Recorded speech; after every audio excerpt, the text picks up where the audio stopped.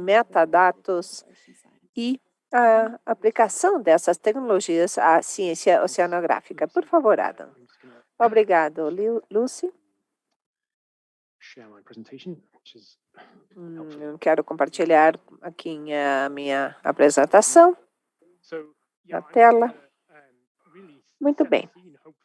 Basicamente, eu tentarei trazer um preâmbulo às apresentações que seguirão depois de mim. Eu farei uma breve introdução ao conceito de Land Open Data, ou dados abertos vinculados, que na verdade é uma questão utilizada no projeto da OIC, que veremos e aprofundaremos em breve. Mas de onde surgiu essa ideia de dados estruturados na rede, na web? Bem, e por que estamos falando em estruturar a forma em que apresentamos a informação na rede? Utilizamos algumas técnicas XML, subimos informações à rede, mas eu acho que estamos aqui hoje falando dos princípios que vocês conhecem de equidade e justiça, que tem a ver com a publicação de dados na rede, como ter metadados sólidos, ricos, robustos, e garantirmos a forma em que eles vão ser comunicados com um vocabulário padronizado para fazer com que as referências sejam mais interoperativas. Vamos falar sobre isso também, sobre metadados do código aberto, porque os metadados têm mais atributos e você tem que ter as licenças para utilizar esses metadados. A questão das licenças tem a ver com o que foi comentado durante a primeira sessão, durante o primeiro dia. E precisamos de licenças para ter direito a utilizar esses metadados. E são necessárias tecnologias e técnicas de web padrão para publicar metadados de forma aberta na rede. Mas, no lugar de que essas sejam estruturadas enquanto como podemos visualizar essas informações e ver no mapa ou na web, estamos falando na forma de compartilhar informações que possa ser entendível para um gestor de software, para um agente de software, para que ele publique os metadados de forma mais robusta, mais enriquecida. É por isso que nos interessa tanto isto. Para falar disso, temos que falar de Tim, que foi o inventor da web, o criador da rede, Tim Berners-Lee. Ele tem esta frase que temos aqui na esquerda da tela. Ele pensava que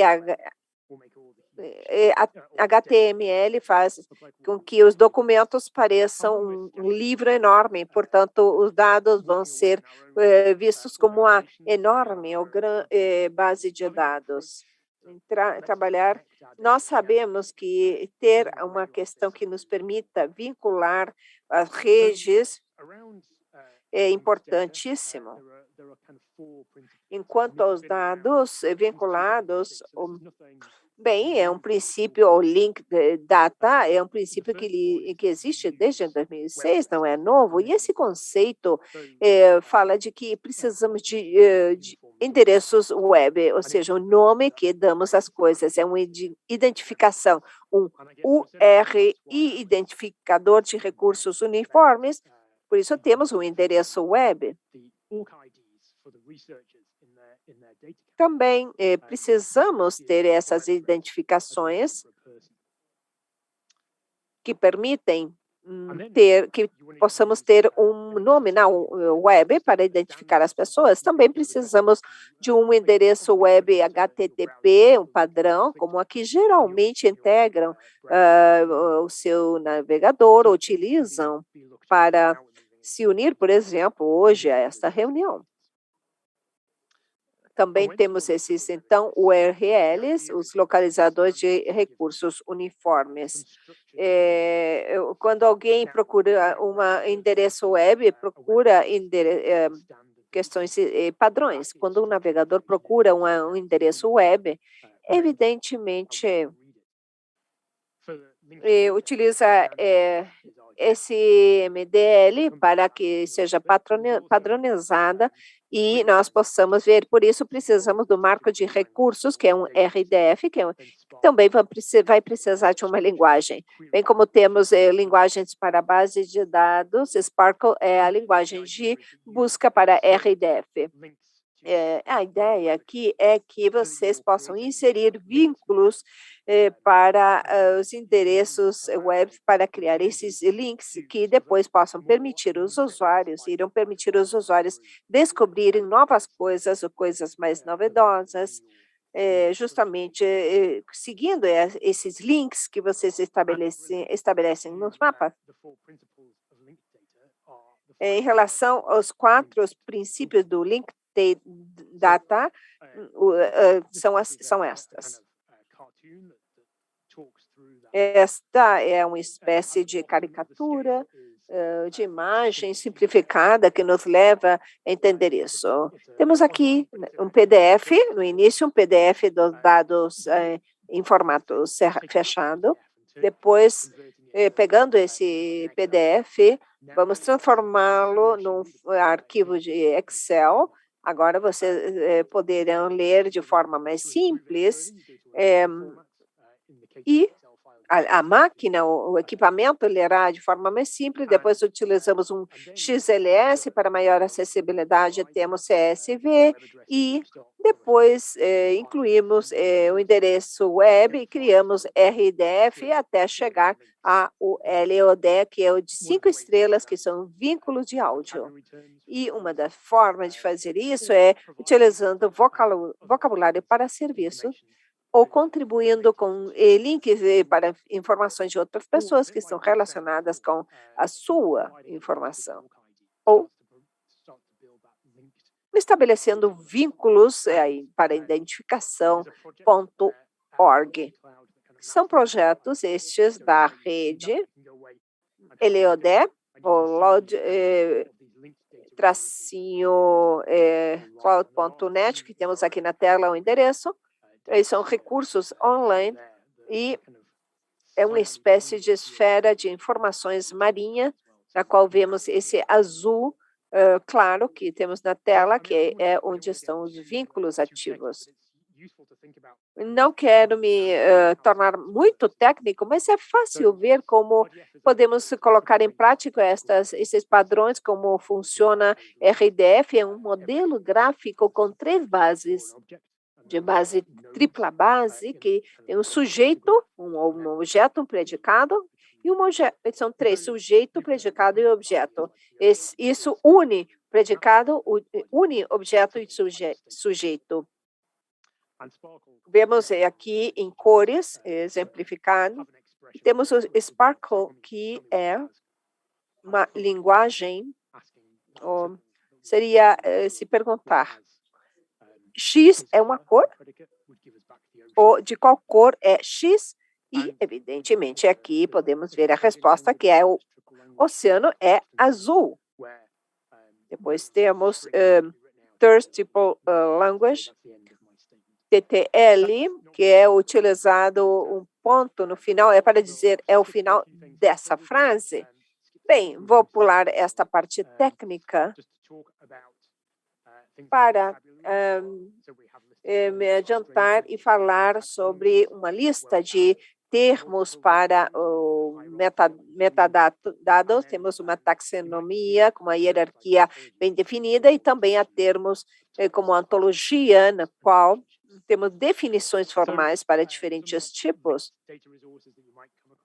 Também alguns recursos para esses vínculos, evidentemente, NERC, que é o vocabulário para unidade de medição para servidores, o World Register of Marine Species, que é uma taxonomia online, e em termos de conteúdo biológico, e temos muito conteúdo ontológico, no qual temos mais explicações nesses sites.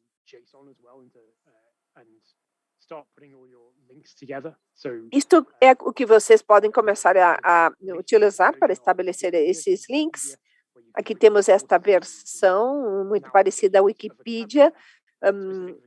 Vocês podem começar a dizer, por exemplo, quero utilizar um vocabulário específico com o esquema .org e cor para esquema doc.org, que é o vocabulário que permite começar a termos conversas interoperáveis entre os diferentes usuários. Tudo isso entra na definição de ontologia e vocês podem considerar que é uma espécie de Esperanto, a linguagem Esperanto, uma questão que se transforma num idioma comum, que nos permite ter diferentes padrões e definições para localizar pessoas, locais, trabalhos criativos, organizações que, claro, têm tudo isso, um conjunto de dados ou um subconjunto de dados, que é o trabalho criativo, e também, evidentemente, se vocês, de alguma forma, em algum momento fizeram uma busca no Google, com certeza acharam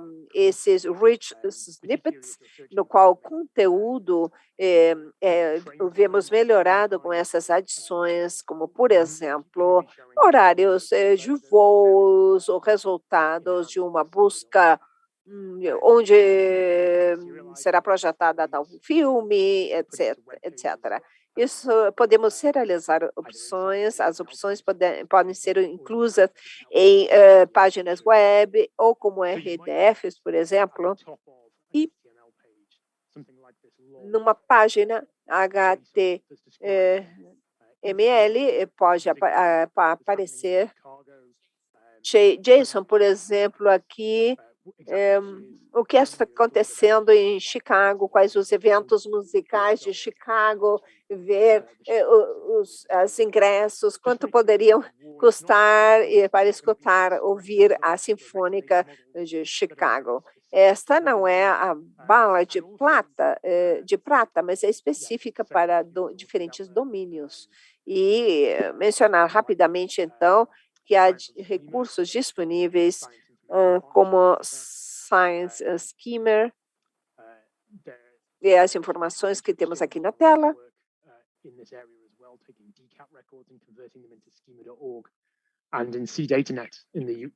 Outras organizações aqui que têm estado fazendo esses esforços, como o CNET da União Europeia. Uma das desvantagens que tem, talvez, esquema.org, são as ferramentas que utiliza. Eu sei que já não tenho tempo, então vou ficar por aqui, mas eu vou compartilhar esse slide para que vocês possam ver os recursos que têm à sua disposição e espero que o conteúdo possa ser publicado no chat, o conteúdo desse slide. Obrigado.